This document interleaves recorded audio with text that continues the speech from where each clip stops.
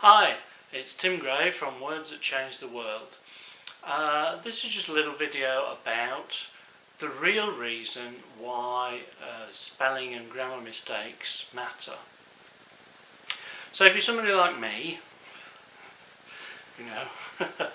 then these sorts of mistakes jump out at me and make my brain itch. So I want to fix them for that reason. And also because I spend a lot of time with language, I want it to be the best that I can. But most people aren't wired up like that, quite likely you're not. So you might be thinking, well, does it really matter? Is it important? And you'll be getting a lot of brain chatter going, ooh, I don't want to work on this anymore, and think about all the other things I could or should be doing.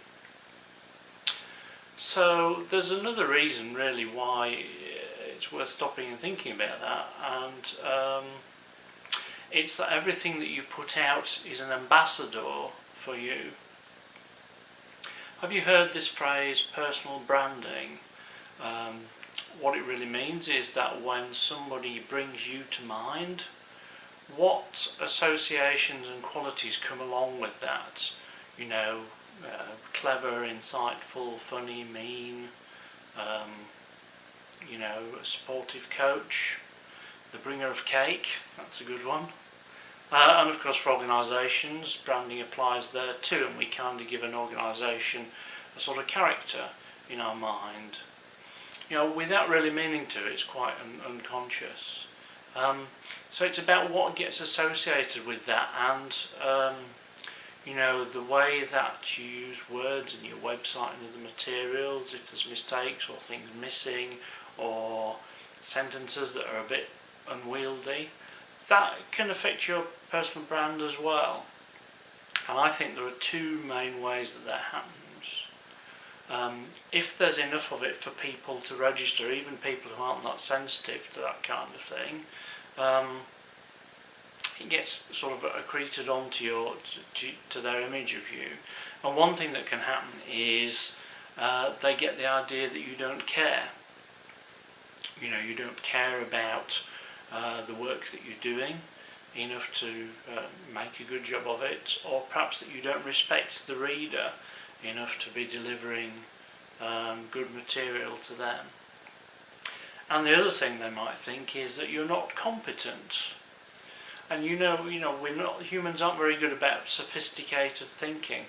If they see that you're not very good at doing one thing, that can bleed over into, they might think, if you can't present what you're doing very well, even though it's unrelated to writing, they might start to think that you're not very good at that thing that you do either, which, almost certainly is not true, but that might be what goes in subconsciously to their perception of you. So in terms of suggestions for approaching that, number one, take the time and trouble to do a good job with it, because you know that there are consequences to getting it right that you actually care about, and not just to stop brain itching in people like Tim.